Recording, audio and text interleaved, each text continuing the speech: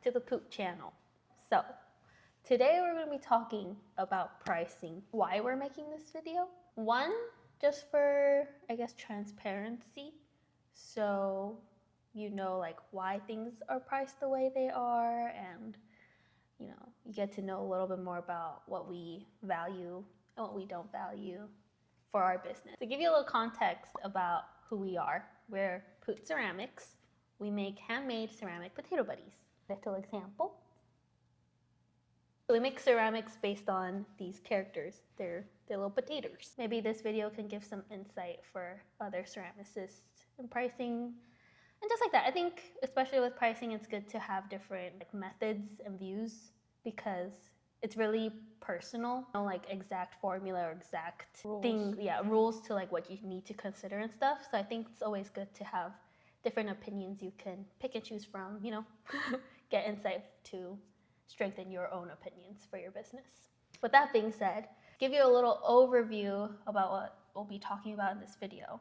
First, we'll talk about how we price things for our business, why we price things that way, why we're happy with it. Lastly, we just talk about our business future, our ideas on how we want to proceed with our business, and some questions we get asked often that we can discuss. We'll also be making, I don't know how much of this again will happen, but these are some work in progresses we'll be attempting to do. Okay, so how we currently price things. We have a base price, which is basically the time it takes to make this. Like a plain potato, no props, no extra anything. It's the time it takes us to wedge the clay because we use two types of clays that we mix together to get this exact color that we like. Wheel throwing, adding the eyes, nose, leaves, and glazing it, and adding the arms and legs. Oh, also the material fee is included in the base price, which from our calculations comes out to around $2.22 per potato. And that's including electricity for the kiln, glaze and clay. Yeah. We probably will eventually include shipping, but I don't think our prices be like much packaging. higher. Yeah, like shipping, packaging. For shipping. Yeah, shipping, packaging makes no sense. And then on top of that, we'll do the cost of basically the props that we add onto the potatoes. So however long it takes us to make and glaze the prop is added to the base price. And we pay ourselves hourly for that one. Every design takes around, obviously it depends on the design, but anywhere from an hour to 3 hours is like a good range for us. And we'll pay ourselves $20 an hour, and that feels like a good amount for us. And then that's how we get the total Poot cost. It is a little, it's not like the most strict formula, as in we'll look at the final piece every time and we'll kind of adjust accordingly. Sometimes, you know, Usually lower it. sometimes the design maybe didn't come out exactly like we had hoped. We still like it, but it's not like perfect. Things are perfect, we'll keep it, but it's not always the case. So it kind of fluctuates, but that's kind of our base formula. And I think this is a good way to do things because it makes pricing pretty quick. Like if you have to find the price on the spot, let's say someone asked, but you weren't ready to sell it yet. If you have like a base price, I think it's just easy. Our mom also does ceramics, and when I have to like, because sometimes we'll take things to markets and she's not there or something. I think it's always good to just have like maybe the base price of your cup. Like if you have a certain shape, that shape has a certain price, and anything you add on to it can just be extra. I think that's just an easy way to calculate. So if you have something like that, that might be a good method. But that's how we do things. Okay, and then especially with pricing, sure, everybody's gonna have different opinions on your prices. Not everybody was gonna agree with your pricing ever. Someone's gonna think it's underpriced. Someone's gonna think it's overpriced. But as long as you're happy with it, I think that's what's important. Like we're very happy with it. I don't feel like we're being underpaid. I don't feel like we're being overpaid. So we thought we could kind of discuss that. Just because I think it's a good way for people to also kind of understand our values as a small business owner for our business. So basically we only consider labor and material fee for material costs for our pricing. We don't consider things like prototyping time, trial and error, design coming up time, designing time, the time it took us to learn something or figure something out. I think that is solely our responsibility. We decide to put that much time and effort into it because we want final products to be good and we want to provide that for our customers. Also, technically, we don't have to keep making new designs. We could just maintain it. This is a choice we make. We like being able to provide, just a whole variety for our adopters. And then I know there's a lot of talk with small businesses, the idea of support small business. A lot of people mention that by buying from a small business, you're supporting a person and their dreams and their life and all. And that's just something that we don't resonate with, that message. I don't think it really applies to us either. I feel like by charging things for trial and error time, the time it took us to fully understand how to make something, or the designing time, we are promoting that idea for our business. And I don't want that to be how we decide to run our business. I want that to be the focus of it. The fact that you're supporting us for us and not the potatoes themselves. And I think this small business community is great, as in it's very motivating. I think everybody's very encouraging to one another, and you can be really sweet to the business owner, let them know that you like their products and stuff like that. I think that kind of support is great, and I love that about being a small business. I think sometimes small businesses, the idea of having a small business and supporting small businesses can become more about the person. I think, and I could see why a lot of people end up just promoting themselves because, they're pursuing their dreams, and that is the type of message that they're trying to convey for their small business. That's not the type of message we want to convey for our small business. I just hope Poot Ceramics is the Poots and not necessarily anything to do with us. I think this is just a side perk. We get to know our customers a little more personally. I think you're saying we're the managers and then the Poots are the stars. Yeah. Or something. I do want for us to get closer, as in you get to know more about us and what we value and things like that. And those are all things that can strengthen a business, right? Yeah. But we just want to keep it going because that is how it is right now. We just want to yeah. Basically, right now, I don't think that's the case, and we don't really show ourselves except for here on YouTube. Oh yeah, we do hope to change that eventually. But even then, I don't think we'll make it too much focused about our journey as a small business owner. Our backstory. Eventually, that'd be a good thing to talk about. But I don't want that to be a marketing strategy for us. And that's why we're very okay with not considering things. And I feel once we do include things like prototyping time and designing time, it becomes about us. Yeah, and I don't want it to be. We are truly making these just to make the best Poots we can. We're putting the time and effort to make the best Poots we can.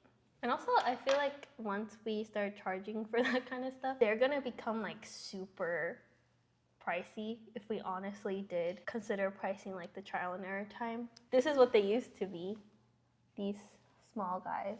Currently, they've improved into these. Imagine the literal, probably hundreds and hundreds of these we made before getting here. Mm-hmm. Also, we want to be accessible to a lot of people. I know, I think with ceramics and the more sculptural pieces, more, I guess, the less useful. You can either go the gallery, high-end product route, or the super cheap, just side trinket vibe route. Mm-hmm. And we kind of the middle ground. We don't want to become unaffordable. I feel everybody can still afford them, and we like that idea because I think the main message behind these guys is that we do hope that they spark some sort of joy for people, as cringy as honestly that sounds. But it's the fact. I think when we first mentioned things like that, we were kind of is that really why? Because we did honestly start making them just because they're cute. We made one and was oh, that's cute, and it just kind of developed into this. But I think over the years, it truly has become the reason why, and I feel more confident telling people that That's why we make them. That's why we don't think they're underpriced, and we like how they're priced right now. And then on the other hand, some may think they're overpriced. And I want to say, we're not justifying our prices because, I don't know, we already feel justified for how they're priced right now. I'm just kind of giving all perspectives and letting you know, like, it's okay, like, no one's going to agree with you fully. If you can stand by the reason you price things the way they are, then that's all that matters. I feel like the main reason we get questioned about their pricing, the overpriced route, is because they're useless. They have no real purpose. And if someone asks that at a market, I don't like to say, oh, for happiness, or to bring you joy. I'm not good at saying those things. Yeah. But I truly think that is their use, as in they're kind of like pets, like a boost of joy brightens the room a little. I like having them around the studio. I think it really changed the atmosphere when we had them on display. You can't really see from here, and I think they're also great gifts. It's like personal, but not overwhelming to receive a gift like this. In person, when I see people adopting the Poots for a friend or something, I'm always like, oh, if only I like stumbled across like a Poot for like my best friend or something. I feel like that would be such a great personal gift. And I feel like there's something different about, I have gifted them Poots, but I make them for them, and it feels a little less like choosing from a whole variety, one that like really reminded you of somebody versus making it from scratch. I feel there's something a little Technically, different. it's more special, but it is more special. But I feel like I just feel like it's a little different, and it's also free, if I make it. So that also feels kind of, it feels less like a gift. I like handmade gifts, but that's more like a side on top of a gift you bought, So I think that's also a perk of them. They can be really personal. And they're aquarium safe. You can keep them out in your garden. You can have them in your room. They're basically invincible. Yeah. So technically, they'll outlive you. Right? They don't. For sure. Decompose. Your house burns down, it'll probably still be there. That's true. Not even probably, it will still be there. A typhoon, I hope none of that happens to you. But like, they'll survive pretty much anything. And they're quite sturdy. They're not like thin or anything. Yeah, as long as you don't like drop them, they'll probably be fine. And most of them, if you drop it, it's fine unless the design is fragile. Obviously, sometimes. And lastly, our reason for why they're not overpriced is that they take a lot of time. This is kind of her point, not mine. Go ahead. Yeah, I feel like I'm always surprised by how long something takes. Like I'll think, oh, I can make a guitar in like an hour, glaze it in like 10 minutes. No. 10 minutes. I don't think I've glazed anything. I usually underestimate my glazing time. Even though something's one color, you have to be precise with it, because if it gets somewhere else, you can't get on the potato. It doesn't look that good, right?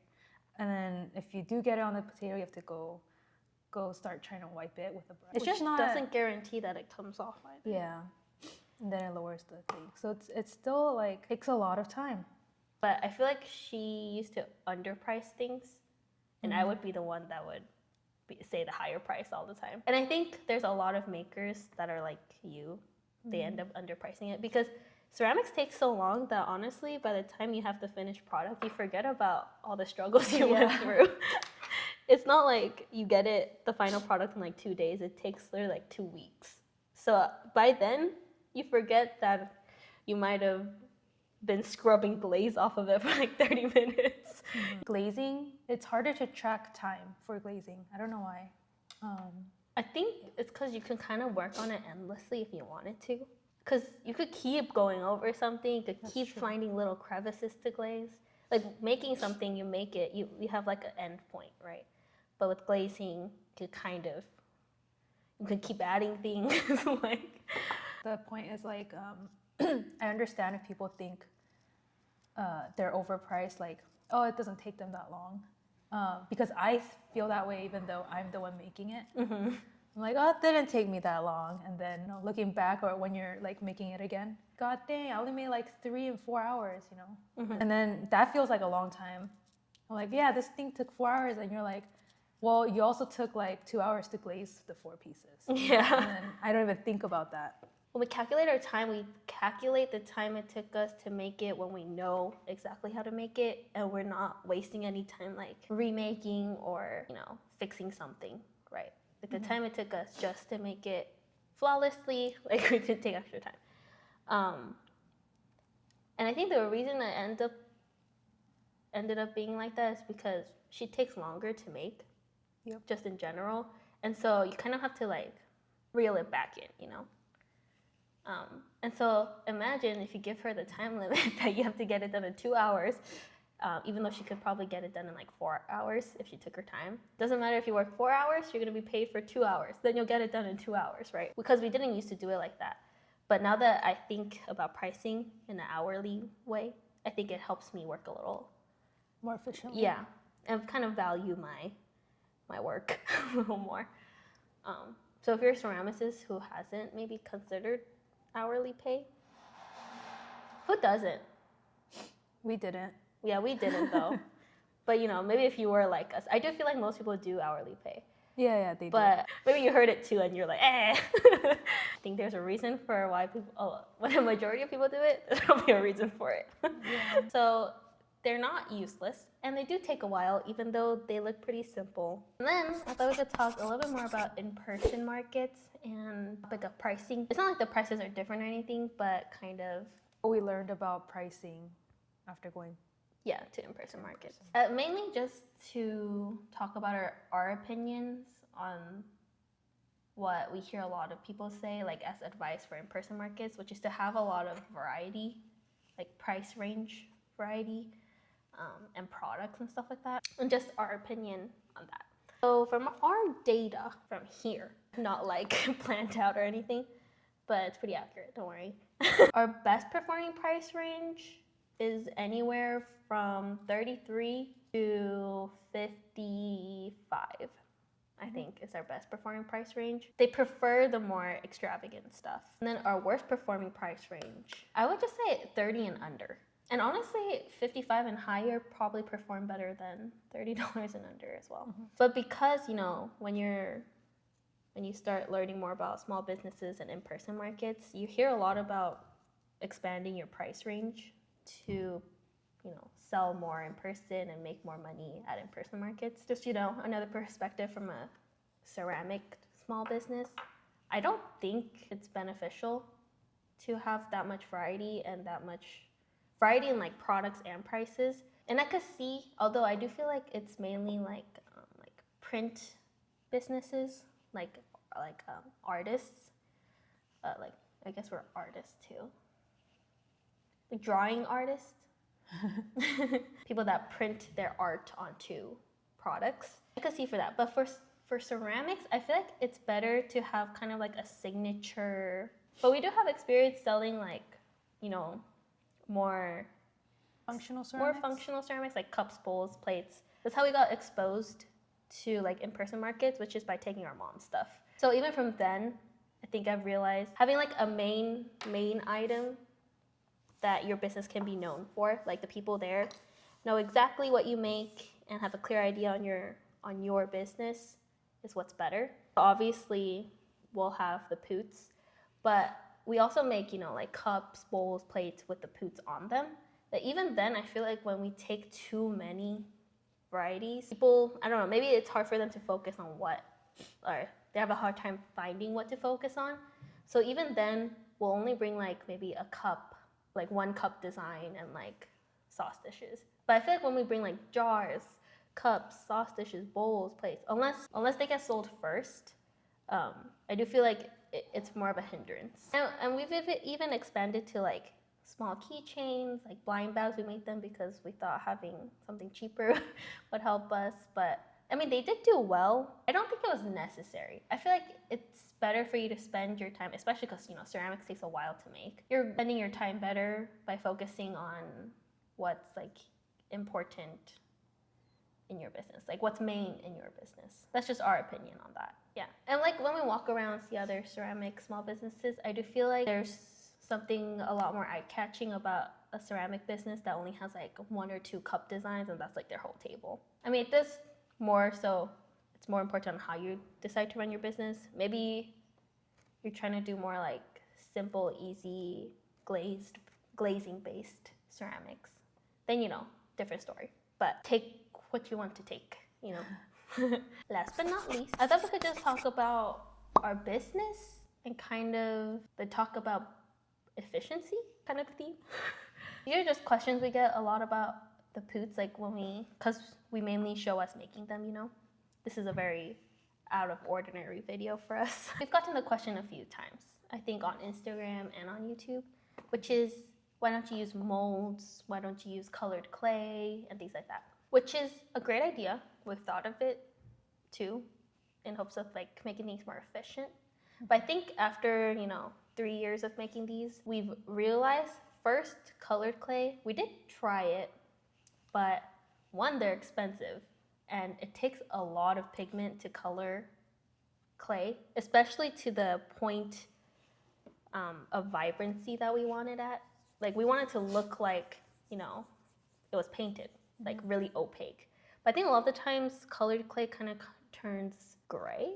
It's not vibrant. Nothing compared to like if you were to paint underglaze onto. So that's mainly why. And also, it's honestly a pain to make sure like the props, since the props are made with white clay and the bodies are the potato clay we mix. I just can't imagine how much harder it'd be if we made the props in color clay and like try to attach that.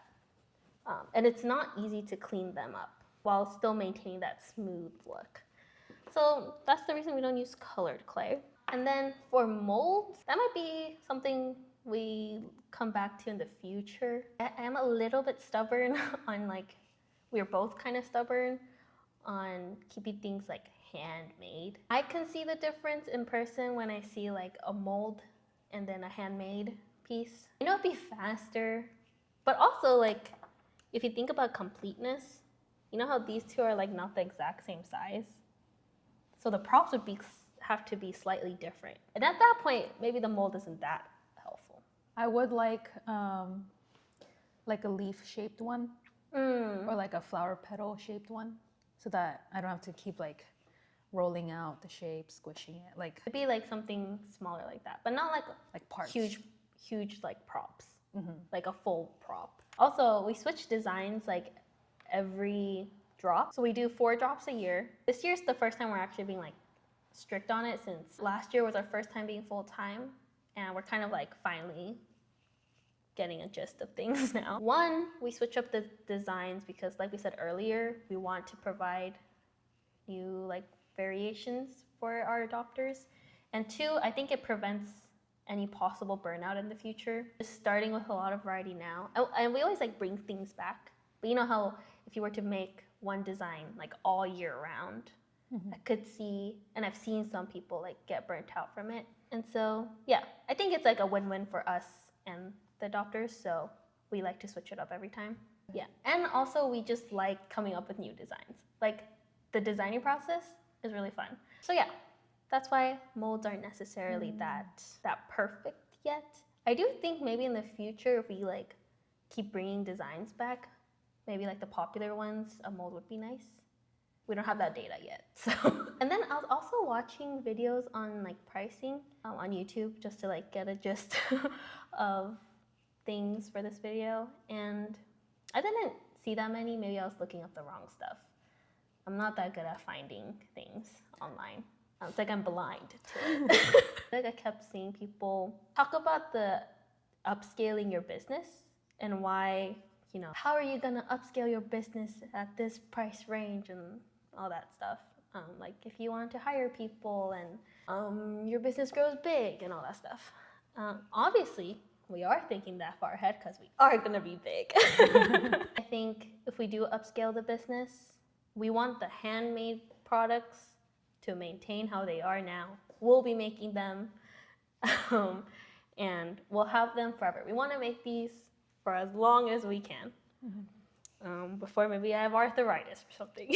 But if we were to upscale, we'd probably upscale with other products. We want to do apparel one day, hopefully, maybe like hoodies or a plushie would be really cute. But we want that to be like side. This will always be the main We probably won't hire any help for this portion.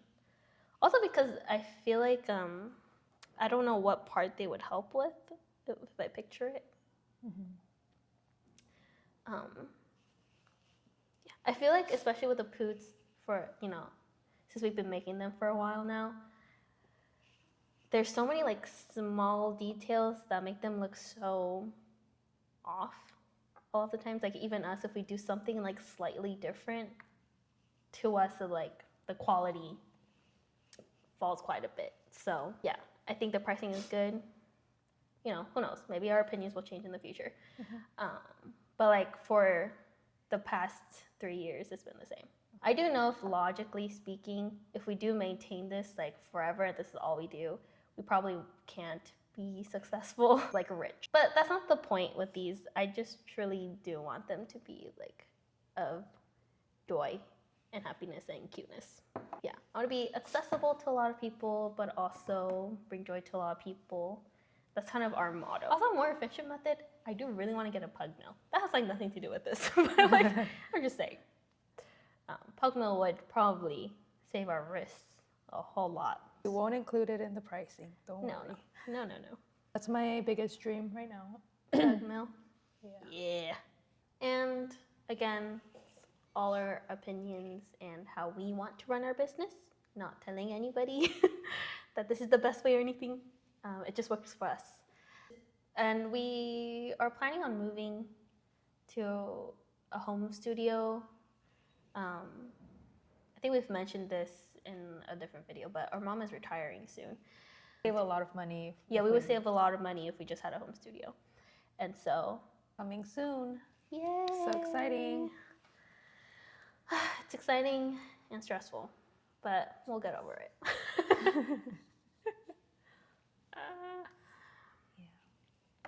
Okay, so Helpful. yes, hopefully, I'm sure it wasn't like that helpful because we didn't Insightful. Insight. Maybe gave you some new things maybe that you could think about. Thanks so much for watching today's video and listening. Oh, this is all I got done. The leaf. That's all I did. There was no way I was multitasking. And we hope to see you in another video. Bye-bye. What did you